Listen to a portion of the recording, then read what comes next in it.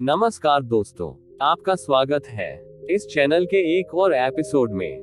करोड़ों साल पहले जब हमारी धरती एकदम अलग दिखती थी, यहाँ कोई इंसान नहीं थे, सिर्फ विशालकाय जानवरों का राज था। ये थे डायनासोर, जो पृथ्वी पर लगभग 23 करोड़ साल पहले उभरे। डायनासोर की कहानी शुरू होती है ट्रायसिक काल से, जो लगभग 23 करोड़ साल पहले शुरू हुआ था। इस समय धरती पर एक विशाल महाद्वीप था जिसे पैंजिया कहा जाता था।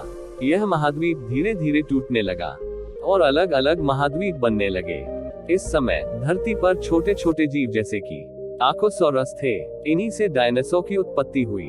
ये छोटे जीव धीरे धीरे विकसित होकर बढ़े और विविध प्रकार के डायनासोर में बदल गए।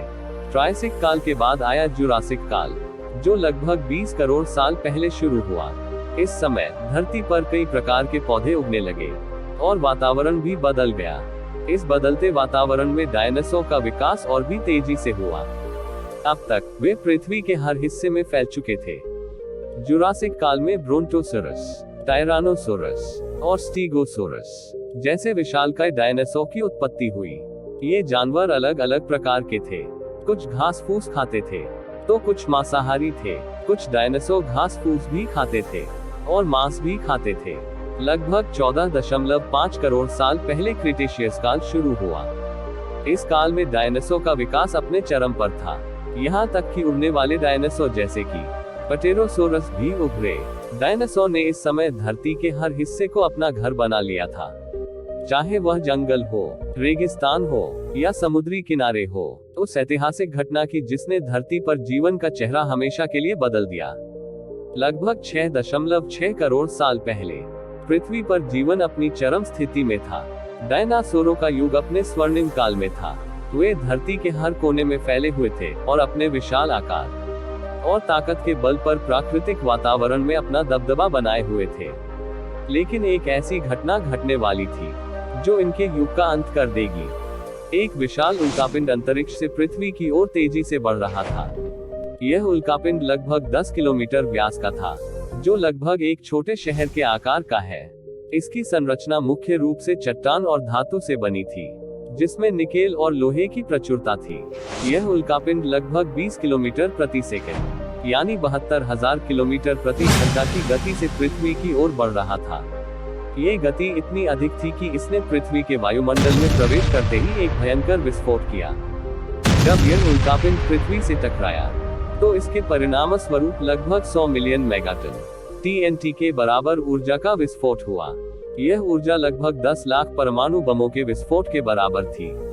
यह उल्कापिंड वर्तमान मेक्सिको के युकातान प्रायद्वीप में चिक्सुलब नामक स्थान पर टकराया।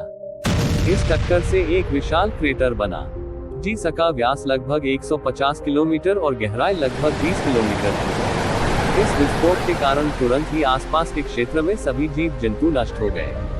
इस टक्कर के परिणाम स्वरूप इतनी अधिक ऊर्जा उत्पन्न हुई कि उल्कापिंड और पृथ्वी की सतह का बड़ा हिस्सा वाष्पीकृत हो गया, बल्कि पृथ्वी की भूगर्भीय गतिविधियों को भी सक्रिय कर दिया।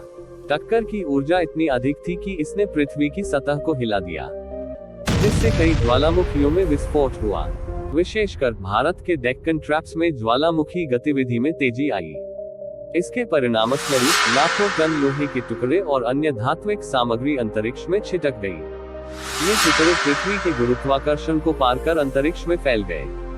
भारी मात्रा में धूल, राख और गैसें वायुमंडल में फैल गई। इस धूल और राख ने सूर्य की किरणों को पृथ्वी तक पहुंचने से रोक दिया, जिससे ग्लोबल कूलिंग हुई। इसके परिणामस्वरूप पृथ्वी का तापमान तेजी से गिर गया और एक लंबी सर्दी का दौर शुरू हो गया।